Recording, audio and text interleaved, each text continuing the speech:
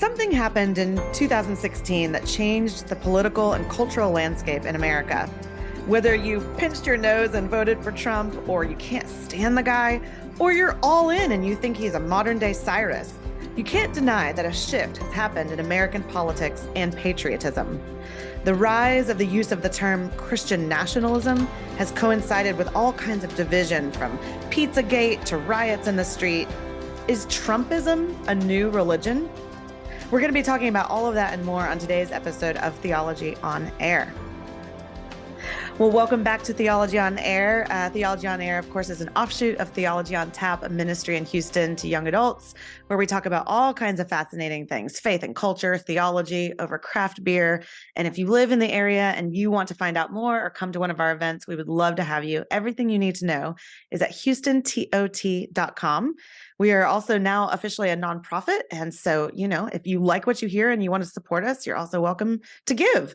And you can go to houstontot.com/give for more information about that. But I'm Sarah Stone. I'm the executive director of Theology on Tap, joined with Evan McClanahan, senior pastor at First Lutheran in Midtown Houston.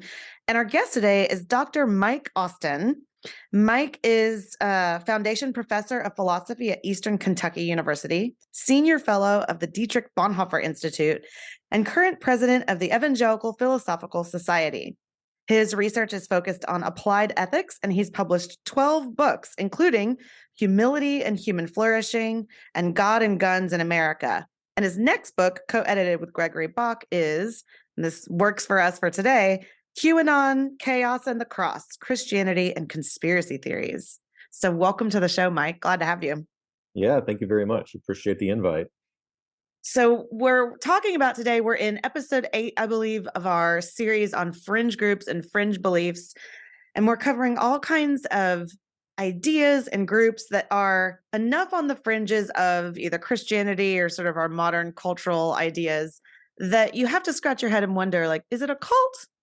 Maybe, maybe not, but it's interesting enough to talk about. So today I wanted to just talk about this kind of new religion that's cropped up in the last few years, which is sort of around Donald Trump and Christian nationalism and a little bit of QAnon sprinkled in for good measure. But before we dive into all things political and right-wing nut jobs and all that kind of stuff, tell us just a little bit about you, your own story, and kind of what got you interested in this topic at all. Yeah, I grew up outside of Kansas City, in a family that went to church every week, but it never really clicked or didn't really understand, I think, the gospel until my senior year of high school. It was through Young Life. I was on the cross country team. A guy I'd known since first grade just started talking to me when we were out on the hot Kansas road in the middle of August. Yeah, and he was involved, so I started going, and sometime over that year, 1987, it kind of clicked and came to faith in Christ, and then got involved in Cru as a college student. My wife and I were actually on staff for several years with Cru in Hungary for a year, and then a few years in Missouri, and then somehow ended up, I would say, I blame the Holy Spirit, but going back to grad school in philosophy and wanting to do what I'm doing, teaching at a public sort of non-religious institution college. So yeah, that's how I ended up here. And I think being around the college campus and always being interested in philosophy and ideas, and just seeing, this was back in the early 90s. So when Mark Knoll's Scandal of the Evangelical Mind came out, reading that and a few other things just kind of motivated me and saw the value of doing that kind of higher level academic work as a Christian. But for me, also trying to bridge some of that to someone who's never going to read an academic book. I mean, I don't even like reading academic books, in philosophy at least. But there's so much that can really be useful to people in society generally, Christians in particular. So a lot of what I do these days is trying to bridge that gap, whether it's my ideas or sort of translating the ideas of others to them. So yeah, the Christian nationalism thing, when I wrote the book on God and Guns in America, trying to find this middle ground on that issue. It came up some then, but not much. And then for me, I mean, I've voted over all the years that I've voted in presidential elections. I've voted for Democrats and Republicans. Like, I don't really been a member of both parties. I'm now an independent because I figured like that's probably the truest representation of what I do. It's a safe place at least to That's say. right. No one will get mad at you right away anyway. Yeah. But they'll both assume you lean towards them probably. Yeah. that's you're right. You're an independent because you can't stand the government, so you're a conservative, or you're an independent because That's right. That's funny. And why correct them when you can just get along? But yeah.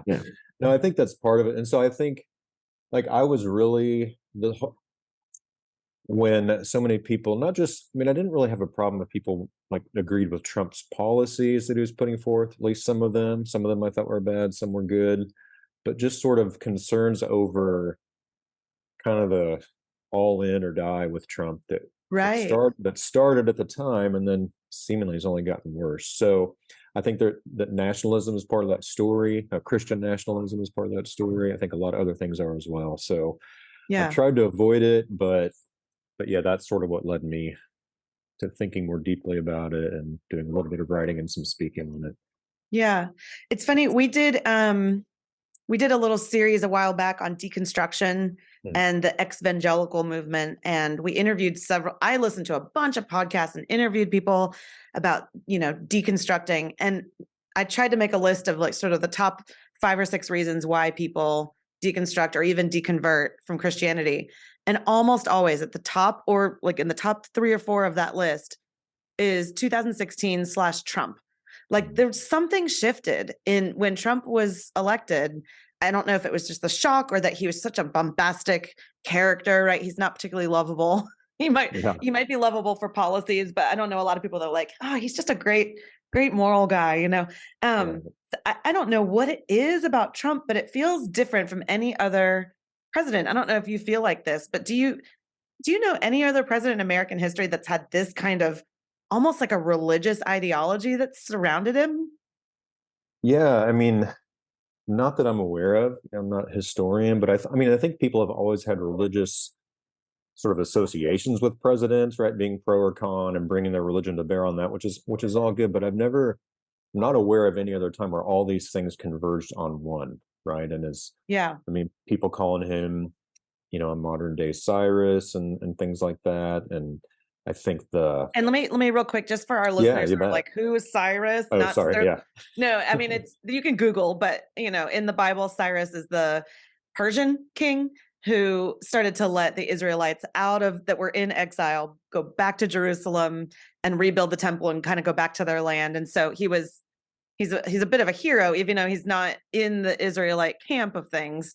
He was kind to them, and he's a good figure in that way in the Old Testament. And so I don't know exactly how that's supposed to be Trump, but I heard this just in podcasts, people talking about Trump being the next Cyrus. I'm like, I didn't know we were looking for a next Cyrus, but I guess that's better than calling him a next Jesus, Yeah. But anyway, I just wanted to throw that in, and people are like, who's Cyrus? Who are they even talking about?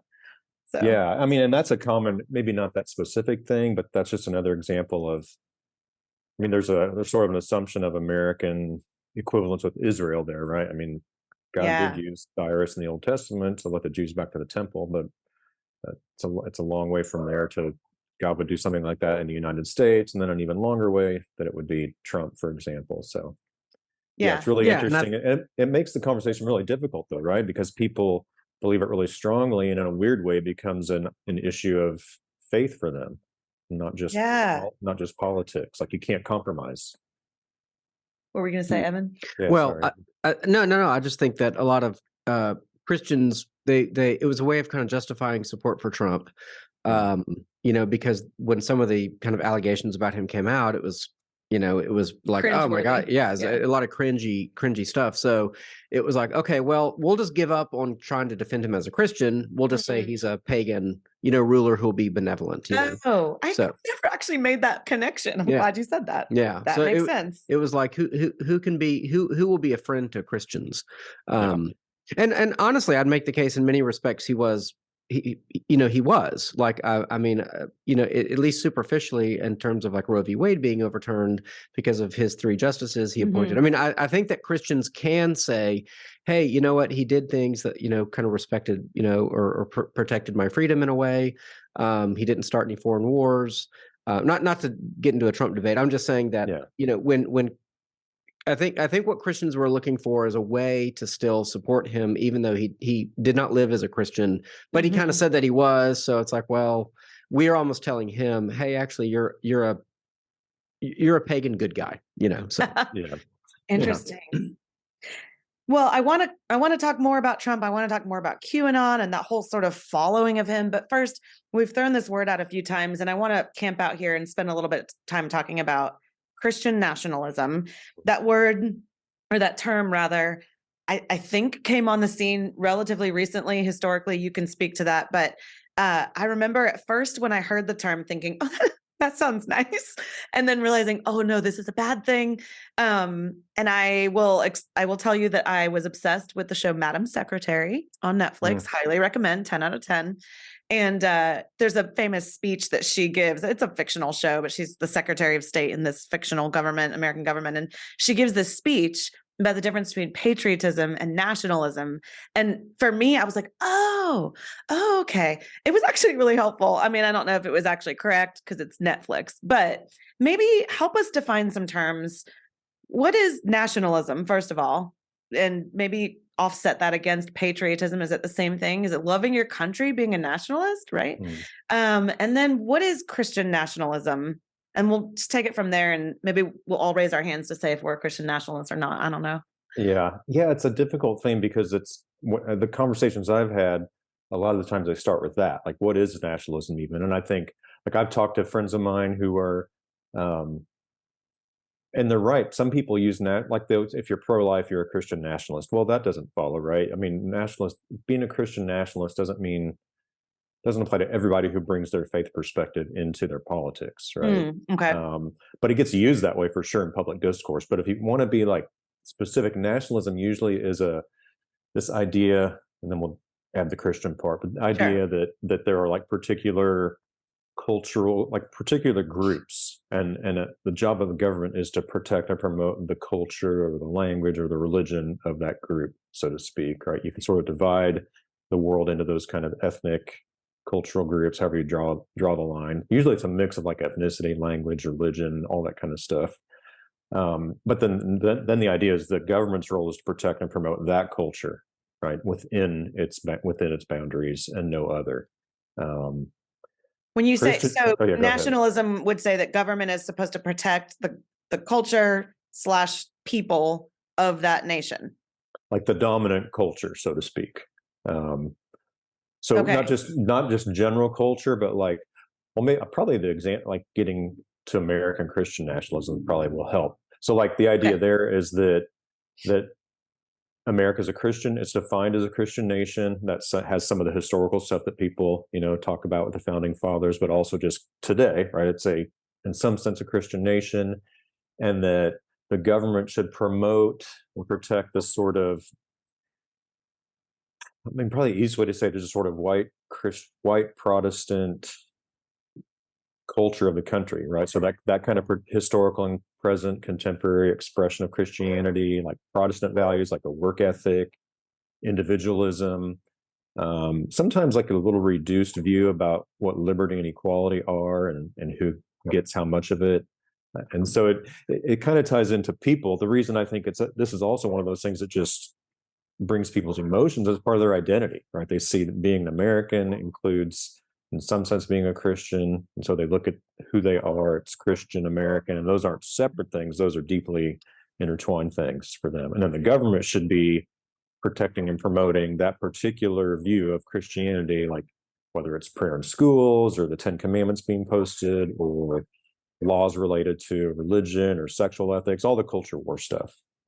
So that's kind of the idea of what Christian nationalism is. I think a shorter definition from Jim R. Tisby, because when you start looking at definitions, there's so many. And there's like a 2-paragraph long one I used recently at a conference, but that's just more confusing and helpful for us. But it's like an ethnic and cultural ideology that uses Christian symbolism to kind of protect and promote like who gets political power, who kind of has control of society, those sorts of things. So, okay, up until now, I'm going to speak for the sort of like cookies on the bottom shelf people, of which I am. So if I always thought it was, am I a nationalist? and am I a Christian? Therefore, I'm a Christian nationalist. But you're saying something different. So it's not just that I think, because I would agree that our government should at least first care for, protect us Americans. And I am a Christian. And I also think that a lot of our law reflects the general morality of a Judeo-Christian ideology.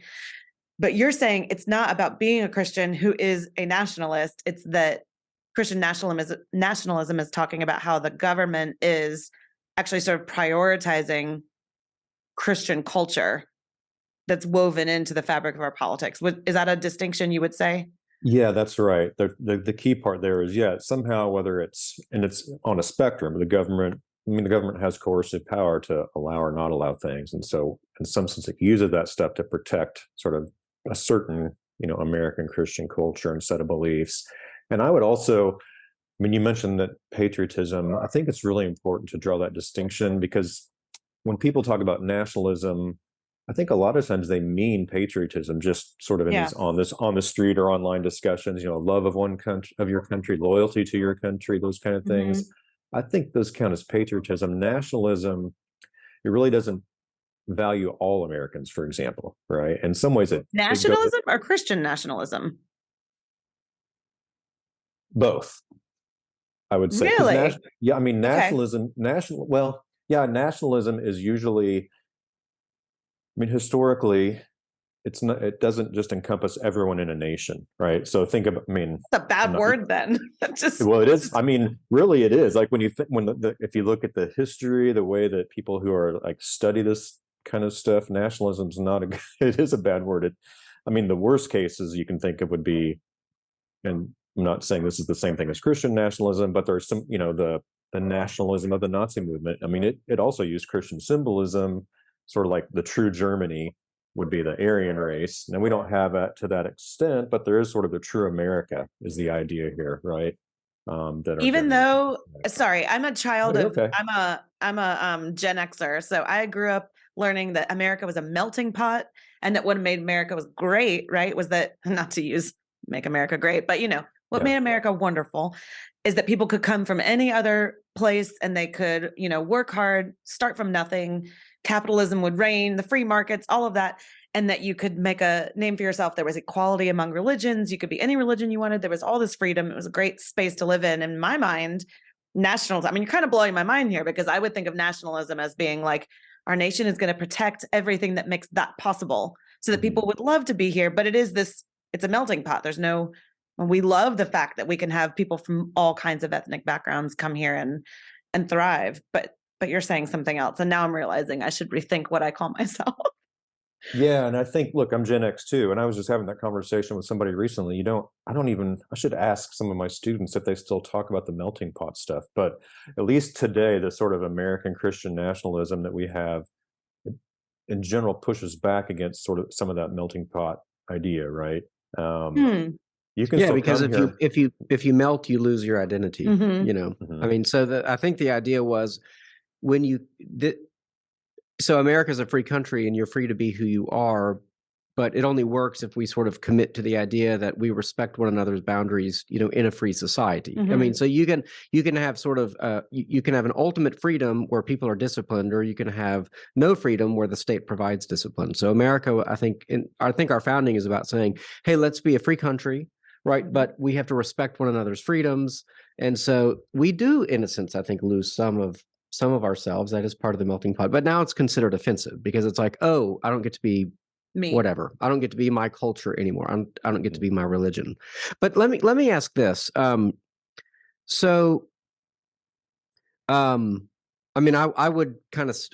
say that nations, I think how you define all these words makes all the difference in the world, because what is a nation? What is a culture? What is, one man's nationalism is another man's, Nazism is another man's patriotism. So, but what would you say is kind of the ideal of America?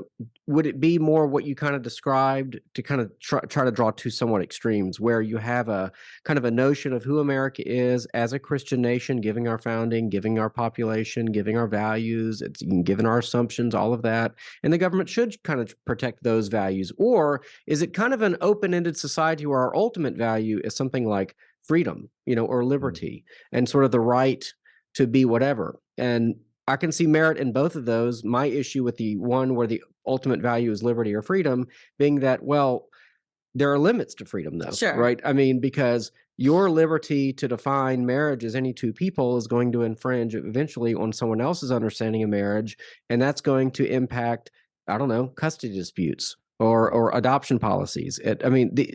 So It ripples out. Yeah. there are always going to be effects. So I mean, if the bad version of nationalism, or the bad version of America is a kind of nationalism where there's an American culture that we really think is an actual thing that we're trying to protect, what's kind of the opposite side? Is it what I described, where what we're going for is this kind of defense of freedom or liberty? Yeah, I think that can be the case. If you want to think of like the extremes, would be it does seem like for many, liberty or autonomy or freedom is sort of this ultimate value, and as long as I'm not harming anybody else, then I should just be able to do whatever I want. But but then of course there's the debate. Well, this issue of harm. Take your example. Is it harmful, right? That the same-sex marriage is legal, and custody disputes and those kind of things. Some people will say yes, some no. I mean, you have to kind of go into the issues. Yeah, I've been thinking about this because what is it? As I read about from Christian nationalists, like what unites us is our Christian faith, Christian origins, and there's a sense in which the origins thing is true. I mean, I think some of those basic founding fathers principles are grounded and even best argued for, I would say, as a philosopher, from certain Christian beliefs. That's different than saying America is a Christian nation in the way that many Christian nationalists mean it. They mean sort of that the Christianity has pride of place, right? That we get a more prominent place in culture than others, and sort of it's like Christians and Christian faith and then everybody else, right? Whereas the plural, I guess on pluralism, right, we've got the melting pot. It happens with the religion too, and so we've got to figure out how people of vastly different religious, moral, political beliefs, how can we find common ground, kind of battle that out on some issues, work for the common good. And I think, well, what's going to unite us as Americans? Because as a Gen Xer, I love you too, and the band, and Bono likes to say this, that America's unique because it's the only country founded on ideas versus just historical, like in Ireland, it gets traced back to the clans or whatever it is, the ethnic groups. And what are those ideals? Well, I mean, there are a lot of different ones, but for me, it's sometimes you have to balance them off. So liberty or freedom is one, equality is one, security, service. You could probably come up with some more. But even if you just take liberty and equality, sometimes those values come into conflict. You got to balance them off against each other, right? How much liberty do we give to others? And I think the concern for many like myself who are critical of Christian nationalism is that it actually, in practice, historically, and even at present, you could argue it undermines some of those American values. It doesn't really want liberty and justice for all. It wants a little extra dose for, certain kind of Christians in our country. So you guys both touched on this, but I just want to make sure we actually give airtime to answering this question, because I think many people today don't like when you say America was founded on Christian principles, or our founding fathers were, operating with these sort of Judeo-Christian principles. I get that some of the founding fathers were more deistic, really, than maybe Christian. But it's still, I mean, when you go to Washington, D.C., and you read all of the etchings on the monuments and the memorials, it sure does seem like there is a Christian ethos at play in some of the founding principles, right? So can you speak to that maybe? Like if someone said, hey, Mike, are we a Christian nation? Were we started as a Christian nation? How would you answer that?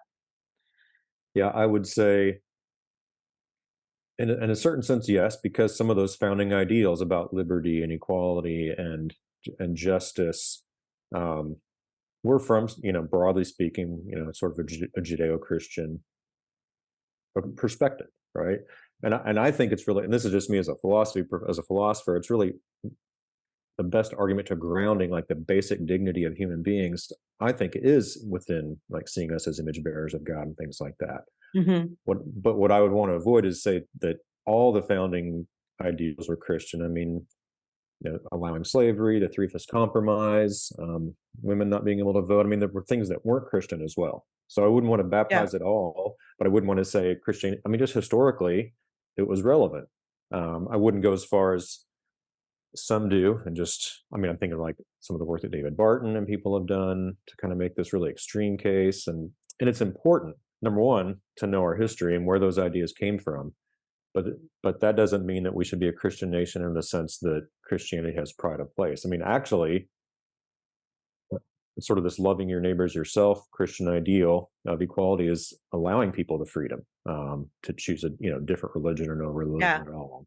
So it's a hard balance, right? Because we have to walk it. But a friend of mine several years ago, and this has always stuck with me, he argued, it's a professor of mine, that what Christians should be working for is not a Christian state, but a just state. And I think what he meant by that is, in a certain sense, a just state is Christian. It recognizes the dignity and equality of all people. It's concerned about human flourishing, the common good, but it's not trying to use the state to coerce, religious belief in different ways. And maybe I don't have this, I didn't send this out as a question, but I feel like both of you could speak to this, but maybe we can also just clear up a little bit of a misunderstanding in sort of the discourse we have around politics. This idea of church and state, this quote, separation of church and state is not some law, right? It was just sort of a musing that was in a letter from Jefferson, I want to say. So maybe we can talk a little bit about that too, that this idea of separation of church and state is understood colloquially differently than it was when it was talked about to begin with. Do either of you maybe want to speak to that? Well, yeah, it was a letter Jefferson wrote to, I think it was like the Dansbury Baptist Conference or something. And but I think that I think even in the Bible you see different jurisdictions of what you might call church and state. So that you have priests who oversee religious behavior and activity in the temple, and you have judges who oversee political disputes or neighborly disputes and that sort of thing. You have kings. You do have separation of offices. So I think separation of offices makes a lot of sense. I think a lot of the Reformation, as our previous series, we talked about the reformers. A lot of the Reformation work was kind of peeling apart these different jurisdictions that had become corrupt and there are overlap. So I think all of that's good. But I did want to just go back quickly to a point where the thing that I listen for or think about, or the question that I would want to ask often is when people say, well, it shouldn't be a Christian state, but a just state. It's like, well, just, my favorite question, by whose standard? And this is kind of the ultimate problem is if we talk about kind of abstract ideals of equality or liberty or freedom or goodness or badness or evil or right or wrong or justice, all of those are sort of abstracted values that have to default to a standard. There has to be some standard by which that something is just, or unjust. So if you do look at a question like slavery, where somebody says, I have the right, or the states would say, we have the right to determine our citizens' right to own slaves. And then the other argument is that equality question of, yes, but that slave has the right to be seen as being equal in God's eyes. So it's liberty and equality clashing. And that obviously got worked out the way that it did. But it's a question of, all of those things by whose standard. And so when I think of it, whether or not we're a Christian nation, I agree that I think probably David Barton in some ways probably goes too far. I think there is actually some like I think the top of the rotunda is a very, I have a book here on Christian nationalism somewhere in here, and the top of the rotunda in DC is this really bizarre painting of like it's like this heavenly image and George Washington is there. Oh boy. Yeah. I don't know, Google it, look it up. It's really, so I definitely think that there are things that have gone very wrong, but I think ultimately there's a question where every nation or every cultus, if you will, every gathered group of people has to answer particular questions like, well, what standard? So like, how do we determine law? How do we determine what kind of society we have to give? And so if in that sense we're a Christian nation, I'm totally fine with it because I think the Christian standards are fantastic and we're rooted in the law to love one another. And I think by and large, it's produced, by and large, a lot of prosperity and opportunity. But it's imperfect. But anyway, your question was more, and I'm sorry to kind of go back on that. No, you're fine. I mean, this is what we're talking about. Yeah.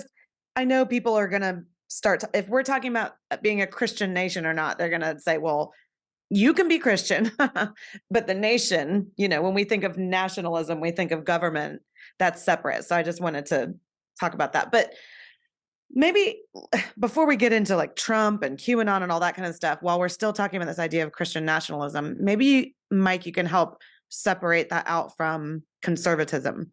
Because when I hear people say, a bunch of Christian nationalists were protesting, blah, blah, blah, I look at them and I think usually the people they're referring to as Christian nationalists share the same values with the people that I know that would call themselves conservatives. Maybe they vote libertarian or Republican, they tend red. So help us maybe make the distinction there. Not every conservative is a Christian nationalist and vice versa. Walk us through that a little bit. Yeah, I think for sure that you want to draw a distinction there. Yeah, I would agree with the things you said. I guess conservatism is supposed to be about conserving certain values. That's, at a basic level, right? And I would say it goes back to some of those that we just talked about: liberty, equality, justice, service, those kind of things. Over time, from the 70s and 80s to today, right, it's kind of included certain what broadly called family values, smaller, limited government, letting the free market sort of do the work. And then I think there's also until Trump, although it's still there, but there was this humanitarian or human element in it as well. When you go back and watch, when you watch George Bush the first, in I think he's debating, I want to say in '88, debate about immigration, right, and just talking about that. It sounds nothing like sort of the Republican Party of today, or Reagan talking about guns. And so there's been a shift of some of those things, and that Christian nationalism's got has strong influence these days on sort of Republican Party platforms, and certain, there are people that are self-proclaimed Christian nationalists. But yeah, I think conservative is different than nationalists, because I think conservatives, that one of the core ideas, this idea of liberty, is a core one, right? From government interference to have a, realm of private. My home is private, right? As long as I'm not doing anything, terrible to my children, or, something illegal, just sort of that realm of privacy to live my life unencumbered by government oversight. And what nationalism does is, I think it actually requires more government, right? Because if you're going to really take it to the extreme, then it's got to reach into different areas of life and enforce that certain culture or religion or whatever it is that's the predominant culture. And so that would be one big difference, I think. I wonder if we were taking like a quiz in a magazine, like, are you a Christian nationalist? And let's call me a conservative. I am. But what might be some distinctions that I might answer that question and go, oh, that's over the line? I mean, is it actually issues like abortion or marriage or the gender question? Or is it things like immigration? Is it things like foreign affairs? Like, where's the jump happening? Is it race relations? I mean, where are the phrases, the words, the ideas that would jump somebody from being a conservative that maybe tends to vote Republican to being a Christian nationalist? Yeah. I basically want to know if I've gone too far, Mike. So help me. Yeah. I'll try. Yeah, I think I struggle with that question because there are so many similarities, but I think what a conservative, like in the sense that I'm understanding it, would say, yeah, these are my positions, these are my views. I'm going to bring those things to the public square. I'm going to argue for them. I'm going to, these are the policies I think are best for not just me. That's a key difference, but everybody in the country. Where nationalism, there's a pride of place for a certain group within the nation. And I think that's okay. So maybe a kind of favoritism, is that? Yeah, kind of that's a good way to put it. Yeah, that's a good way to say it, for sure. So that's a key difference. And I think too, the idea that, there are, I would say the racial dimension is an important one, because when you've recently read Paul Miller's book, he's a white evangelical, politically conservative Protestant, wrote a book kind of criticizing Christian nationalism. And one point he made is that it's kind of this Anglo-Protestant, the way he puts it, cultural template that the contemporary nationalists in America, the Christian nationalists, want to use, which is kind of, I mean, I don't know, a friend of mine put it this way, and I think he's kind of right. It's sort of the certain like more conservative religious views enmeshed with kind of Americana, like at the gift shop at Cracker Barrel, for lack of a better way to put it. And nothing wrong with Cracker Barrel, but I think the idea is, I think it's the racial part too, is it's hard. I mean, if you're white in America, you don't really have like an ethnic identity in the same sense that, you know, say a black person does, or someone who's, you know, has Mexican is descendants from, you know, ethnically Mexican or something like that. And it's kind of weird to say. In fact, we don't like people to say things like "I'm proud of my whiteness" or whatever, right? And I think the closest thing that there is for many people in America that are, you know, white is sort of that Americana, Cracker Barrel that's sort of this culture, right? And so I think what Christian nationalism does is takes that, but also kind of infuses the religious part with it, and that becomes sort of what it means to be an American. So that's where you get sort of this intermingling of faith and citizenship and identity.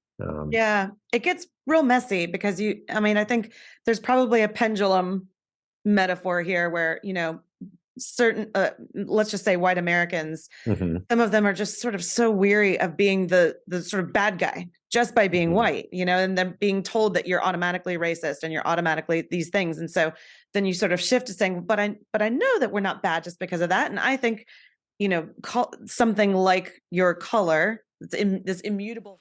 Hey guys, Sarah here. Sorry to interrupt the podcast. I know it was awesome, but I just wanted to tell you that Theology on Tap is growing. We are now a standalone ministry, an independent nonprofit, and to grow, we need your help. We're offering more live events, more follow-up opportunities to reach the unchurched, and increased partnerships with local churches. You can help us grow by praying for us, by telling your friends or church about us, and of course, partnering with us financially. To donate, go to houstontot.com/give. Okay, enjoy the rest of the show. Doesn't affect how nice I am or kind or whatever. And so it almost sounds like we're saying, no, we're great and we're better and we deserve favoritism. That would be the Christian nationalism camp.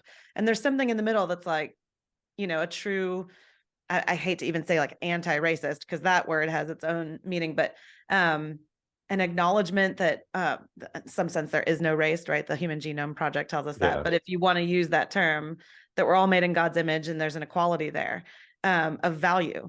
But it's hard to find that spot in the middle because it can often seem like you're protesting too much, but you're really sort of protesting against the other side that said like, no, you're actually bad because you're white. And anyway, I see all of that along that spectrum. And well, I think about that, you know, that worksheet or whatever that came out of the one of the Smithsonian museums. It's like the African American History Smithsonian Museum, where it talked about whiteness and it talked about aspects of whiteness, you know, being on time, or the nuclear family, or, you know, math, math and logic and reason. And when I saw that, I basically what I saw was a war against Western civilization. That there are values that America is founded on. I think I can say that unapologetically, and I don't think they're bad values. They don't have to be everyone's values, but they happen to be the values of the people that came here and started America. And some of those values included, if you want to boil it down to the, you know, Weber's Protestant work ethic, okay, you know, but that in a free country, if you do value freedom, then that means that you're going to have to bust your ass to make it work. I mean, no one's just going to hand everything over to you. You know, there is a certain amount of self-reliance, but now self-reliance is considered white. Or something that's considered bad.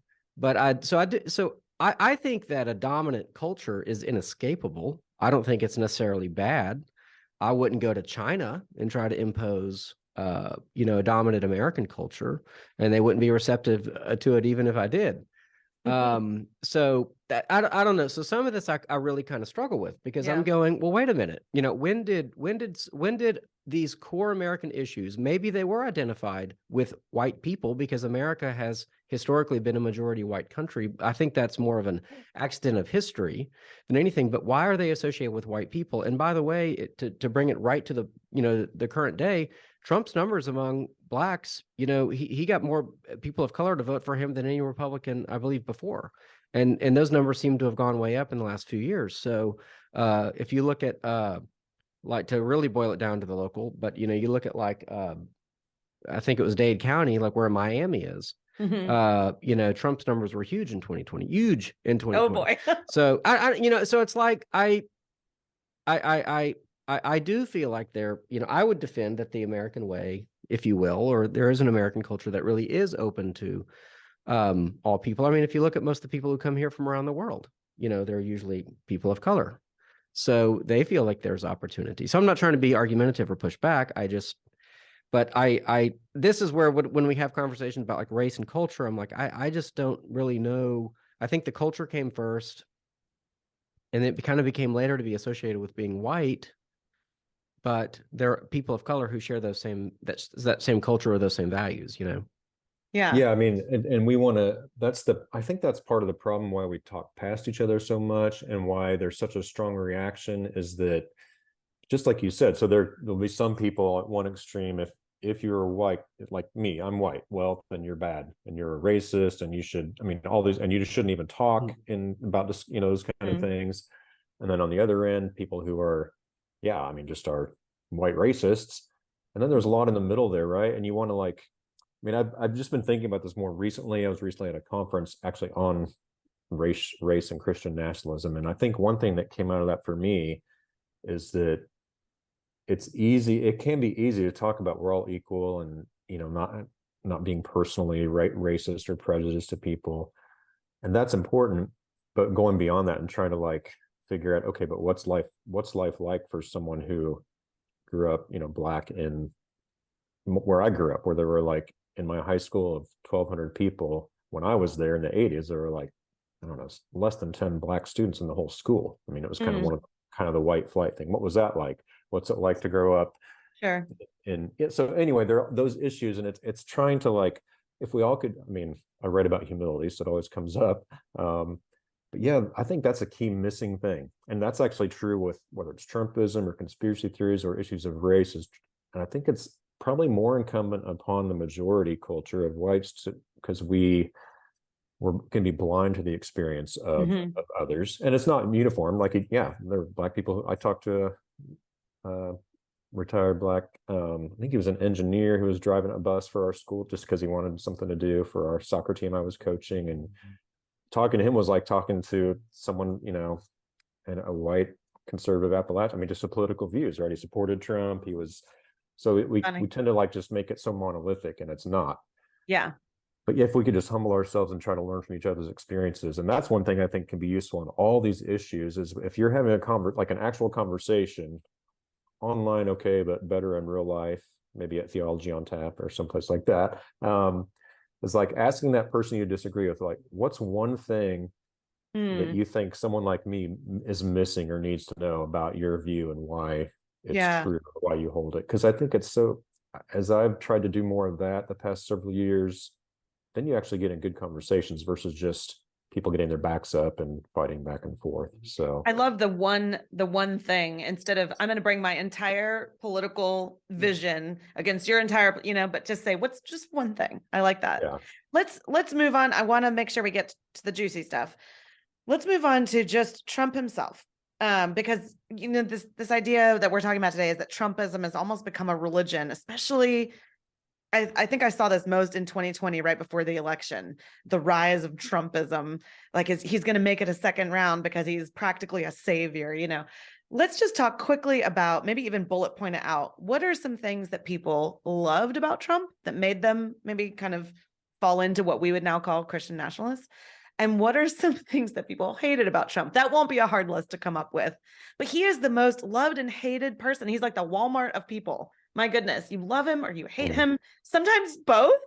I mean, I admit that I voted for him with sort of like, I hope no one sees what I'm doing kind of thing, so maybe you can just throw out sort of a few things that come to your mind. And if you, Evan, think of anything too, like what draws people to him and what repels people from him?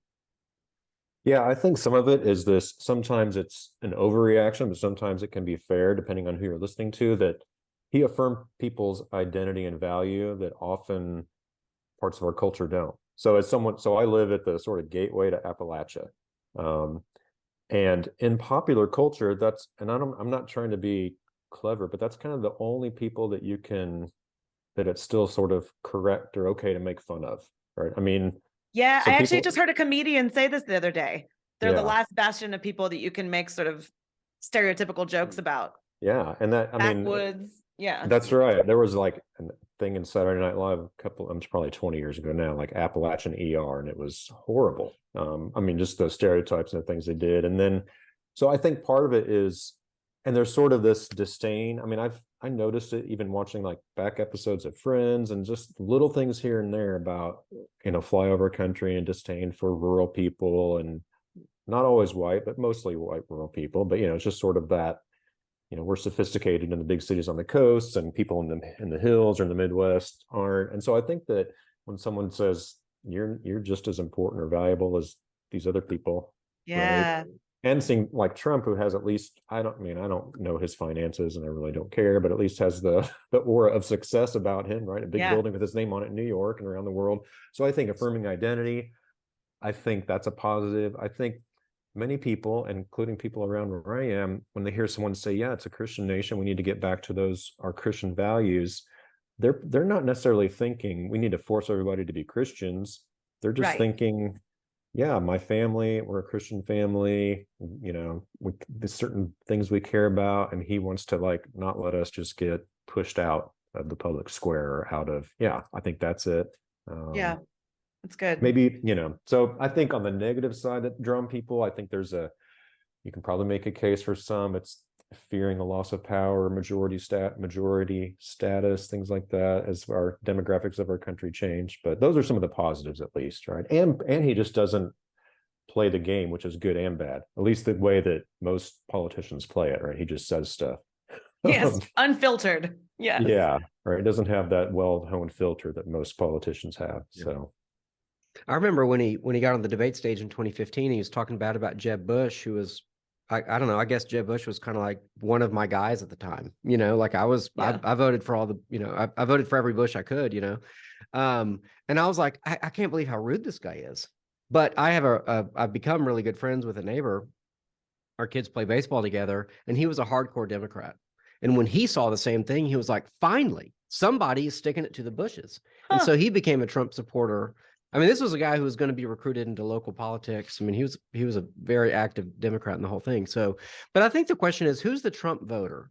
And I will tell you, I mean, as someone who has the sentiment, they feel totally forgotten by their government. They do not feel represented at all. This idea of representation without taxation. We have they feel like there is, and I agree with them, that there is a fourth branch of government, essentially the administrative state, that it doesn't matter who's elected, that they basically run the country, that the IRS is basically out of control, that our taxes go to things we don't support, that it's almost impossible to get legislation passed, that nobody will just speak plainly for their interest, that everything is filtered, everything is PR tested, everything is that politicians just lie.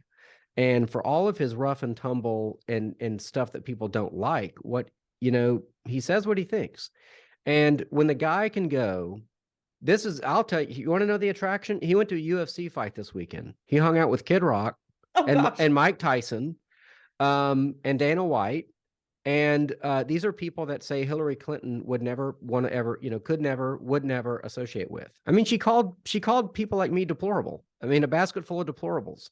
That's the Trump voter. And I don't know why it's so hard for people to understand what Trump's appeal is. These are people who feel hated by Hollywood, by the media, by big tech, by the entertainment industry. I mean, by the academy. Every institution in this country hates flyover country. And someone came out and said, I'll fight for you. Yeah. And he was campaigning in Michigan, in small towns in Michigan in 2016, that everyone said, stay away, you can't win, Hillary's got it locked up. That's how he won. He only won the presidency by like 50,000 votes or something.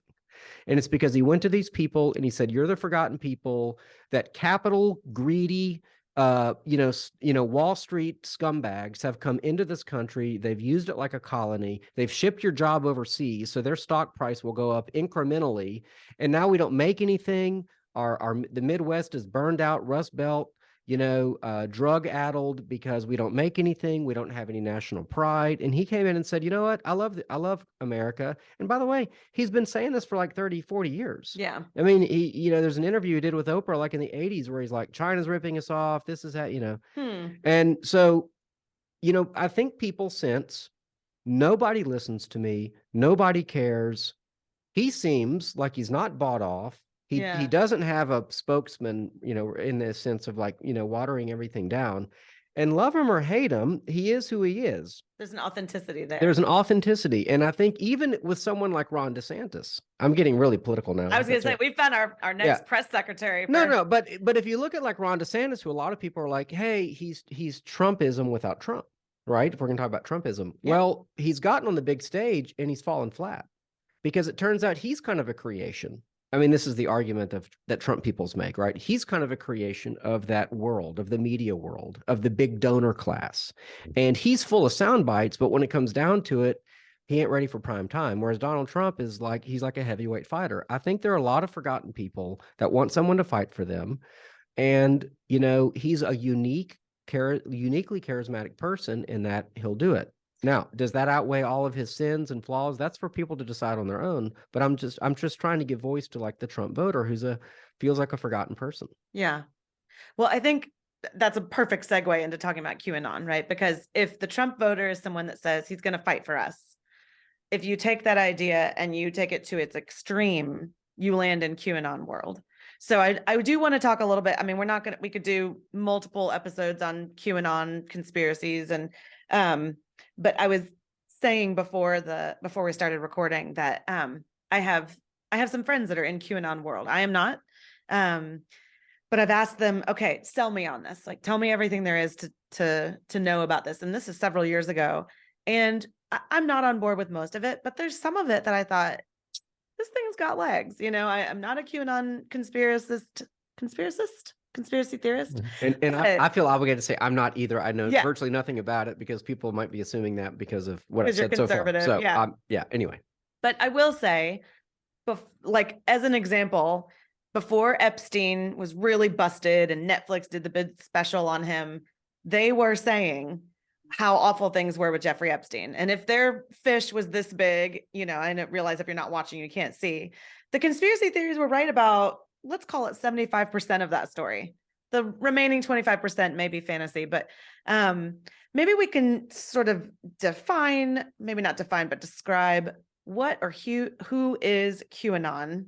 Like, this isn't, Trump didn't stand up one day and say, I am QAnon, listen to everything I have to say, but it's associated with him. So Mike, I don't know if you can give us kind of like in a few sentences, describe QAnon. Yeah, so it's, right, there's this person, I think this was in like 2017, came out of the Pizzagate thing, right? The Pizzagate came out of that, from the 4chan. Oh, I thought it was the other way around. Anyway, but yeah, the QAnon on 4chan, right? The first thing. And so it's somebody who's got Q level clearance, right, in the government. And so kind of leaks out information, predictions. Yeah, just little bits at a time. And then,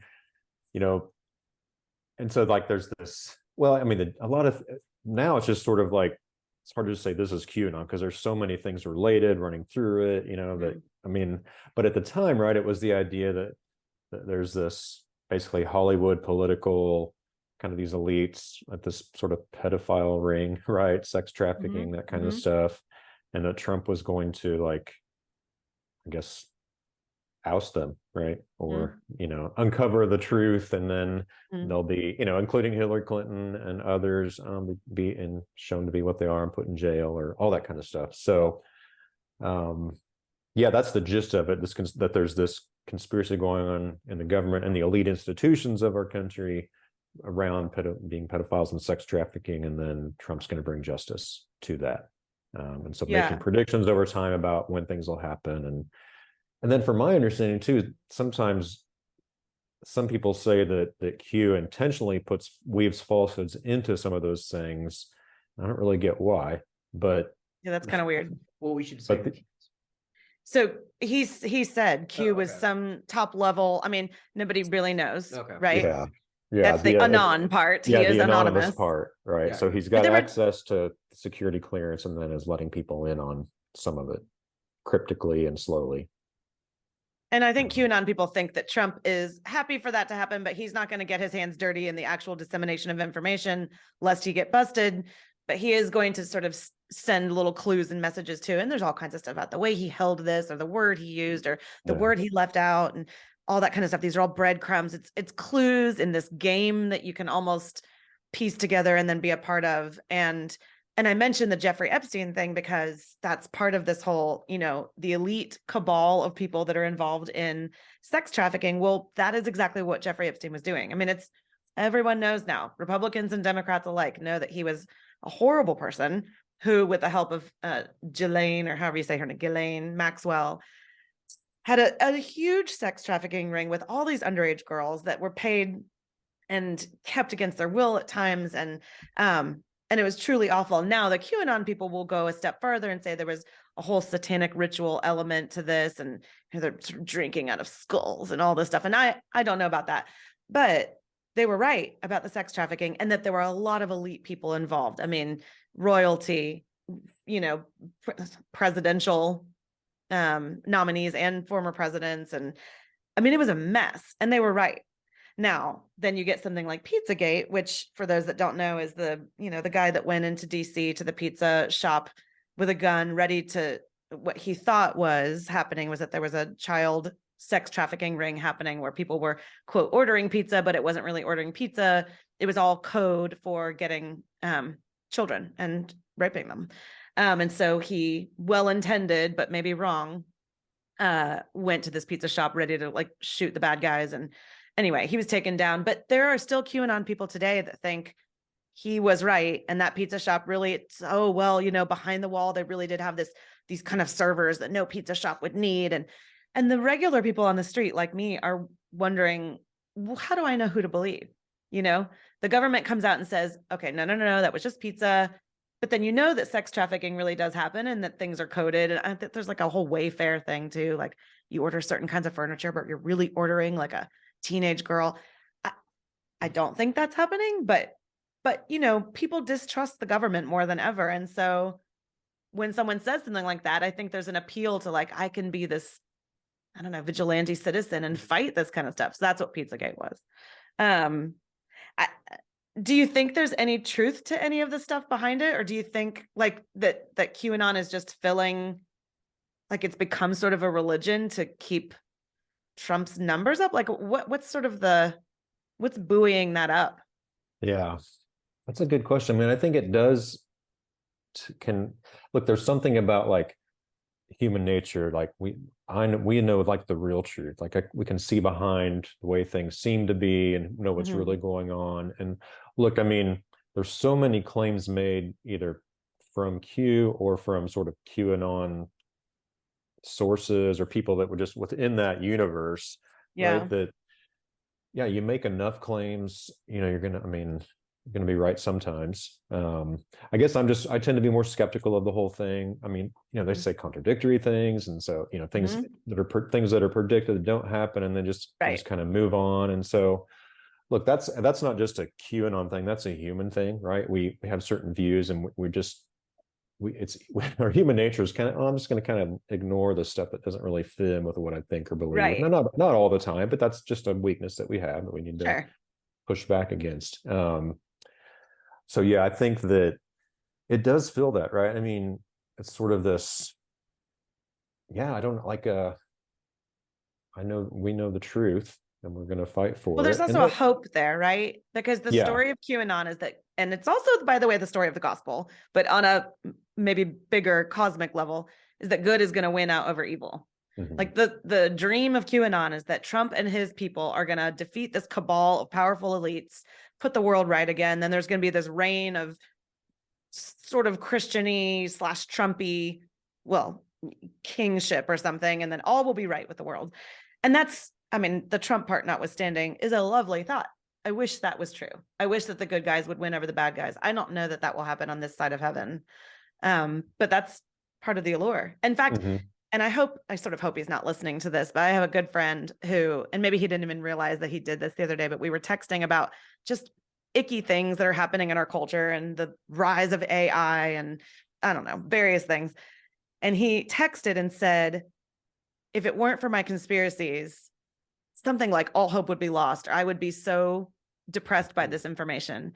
And I thought, how interesting, because I could see somebody else writing the same text, a Christian brother or sister, and saying, if it weren't for my hope in the gospel, like I would be so depressed by this. It has become a sort of in between savior, in between gospel, you know, the good news of Trump and his powerful people. Right. Yeah. I think that goes with the identity thing and we putting our faith in something.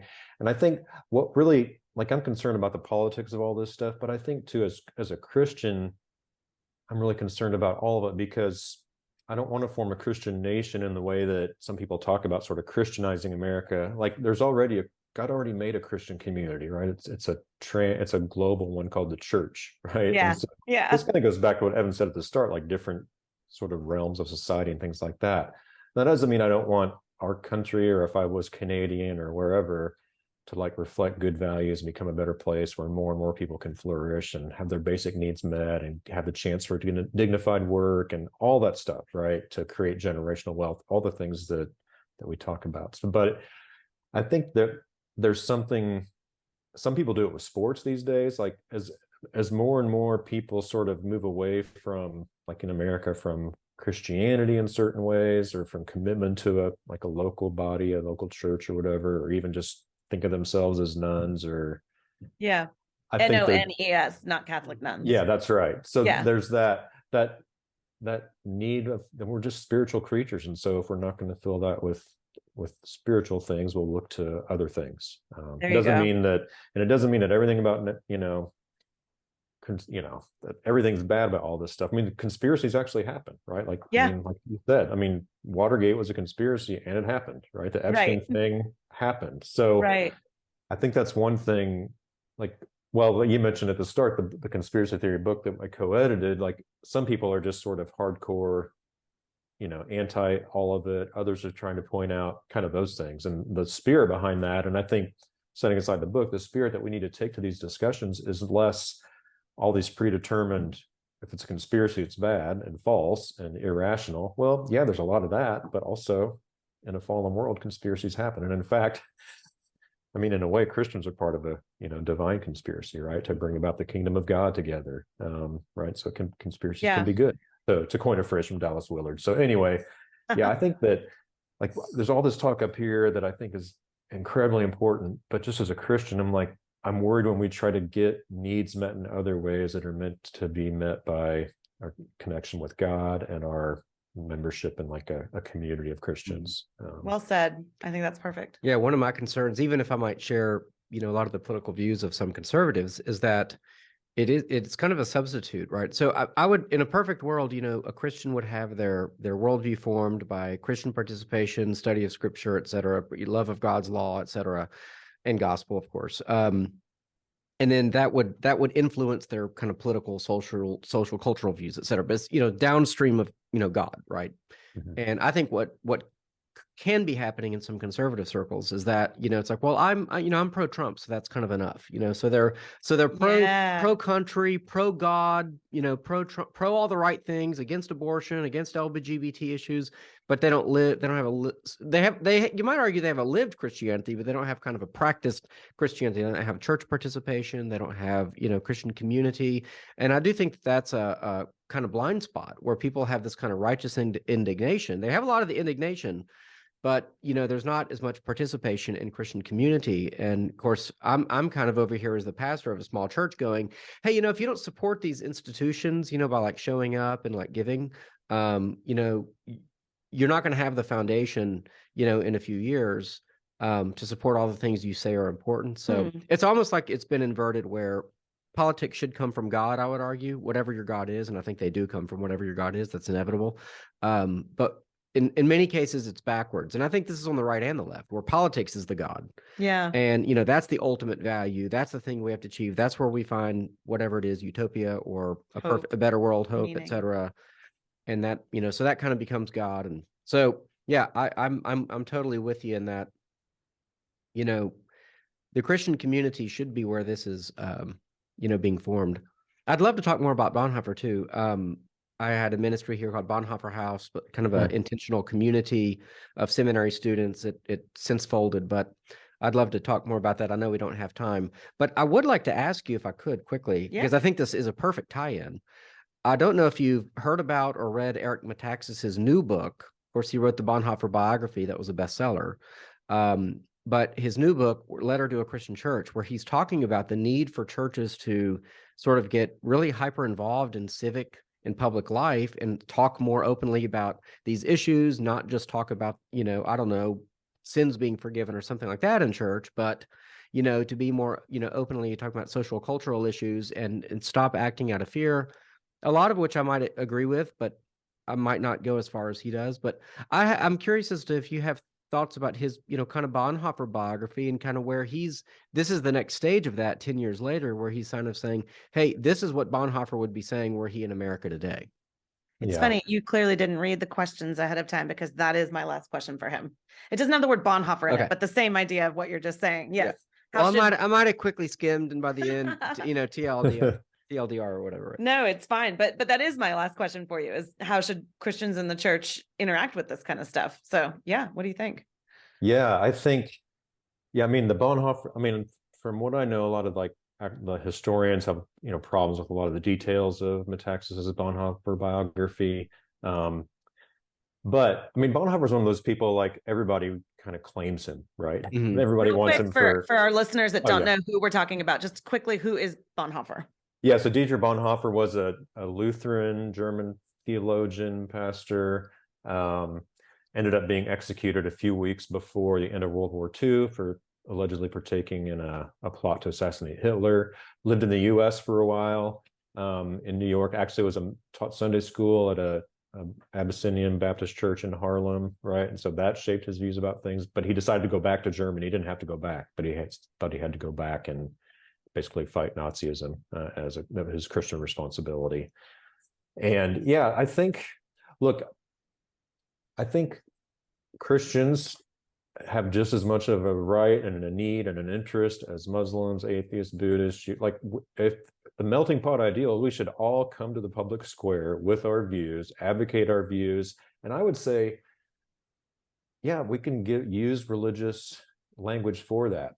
But I think one thing that maybe we don't do as well or as good a job at often is figuring out ways to make arguments on where there's common ground, right, with others. So if I just quote a Bible verse about abortion, somebody who doesn't take the Bible as any kind of authority, that's just meaningless to them, right? Sure. But if I can make moral, philosophical, even scientific arguments, biological, about the personhood or the rights of the fetus, that's then more successful. And I think that also kind of respects the melting pot, right? That we come with our faith, our beliefs, but we're willing to try to find some common ground, or at least common language, to have those debates. Because if we're just quoting our books at each other, we're not going to make progress. It's a little silly. Yeah. Yeah.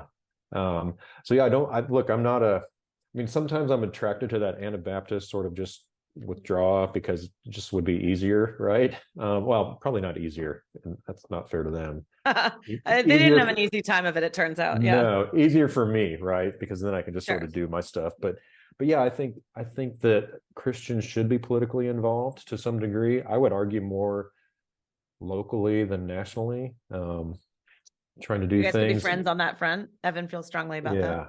Yeah, like part of our church, it's a church plant here in Richmond that we're a part of. We and several other people moved to the downtown part of Richmond, Kentucky, to have actually in the Bonhoeffer thing, like being physically proximate to each other, to have community, and then inviting others into that community, doing things on behalf of the poor, the drug addicts, also over on campus at EKU. But my point is, we're doing things like at that level to try to improve the quality of life and provide resources and services. So I think Christians need to come to politics we should approach it differently. It shouldn't be, I'm here Mm. to like protect my interests and get what I want in the sense of trying to acquire more and more power. I think it's sort of that sacrificial service, right? We're serving others. Like politics should be a means of serving others. I think and we may end up arguing still for a lot of the same policies. That's not my point, but sometimes our posture becomes like we're just one more of another interest group trying to get power. And power is good if you use it well, but putting the interests of others ahead of our own, trying to make arguments using general revelation rather than just special as much as we can, and seeing, look, I think the loving your neighbor, right? Politics should be a means of loving our neighbors ourselves. And I mean, these are all these high ideals and platitudes. What's it look like?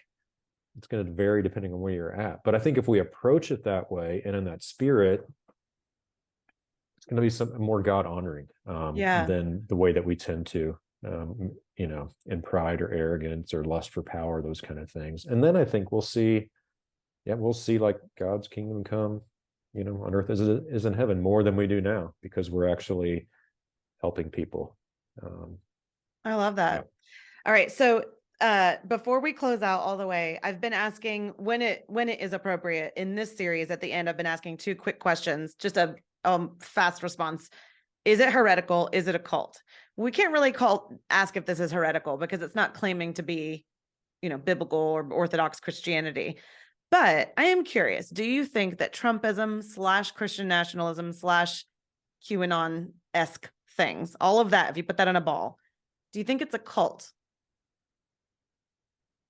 I think it seems like you didn't know I was going to spring this on you. Sorry. No, that's okay. I'm trying, like, my initial reaction is to say yes, because I think it functions as one, like identity, hope, like the things we've already talked about, right? It's putting hope in something other than Christ, right? And I would argue actually like at least the racialized form of Christian nationalism is heretical in a sense, because it's putting, it's not recognizing the image of God in all people. So not all, and maybe not all nationalism are like that, but for sure that is. So the cult, I think it just has all the feel of a cult, right? Of just, you could call it cultish, maybe cult adjacent. Yeah, for sure. And I think for some people it really is a cult. Others just kind of dabble in it. So I would definitely think that people they're placing their hope in this future utopia that Q and Trump are going to bring about. Again, that's putting hope. That seems like a cult to me. I would agree. So that's not to say that everybody that voted for Trump is in a cult. There's people in this room that voted for Trump, but that's why we made the distinctions we did today, right? So I wish we could talk more, but we're kind of out of time. So thank you for joining us. If people want to know more about your thoughts or find out about your books or whatever, where's like the best place that people can find you? I have a website, michaelwaustin.com, and then at Michael W. Austin on Twitter. Those are the places to find the stuff, books and links to those things. Yeah. And so, I think that Christian philosophy done for like non-academic people can really be helpful. And that's kind of what the heart behind what I do. Awesome. Well, I'm so thankful you were able to join us. I'm glad it worked out. And if you want to know anything about Theology on Tap, Theology on Air, how you can give us tons of money, or how you can attend our events, or maybe you have an idea for a future podcast, you can do all of that at HoustonTOT.com. And until we see you again, we encourage you, as always, to question freely, think deeply, and disagree as needed.